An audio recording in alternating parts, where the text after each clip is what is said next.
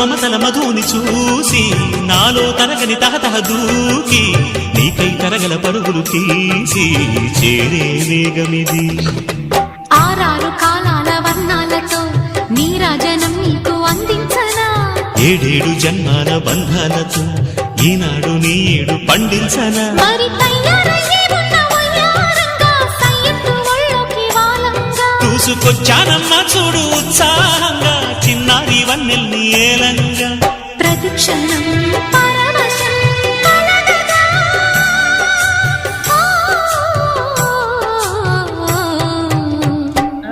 మనస పలకవే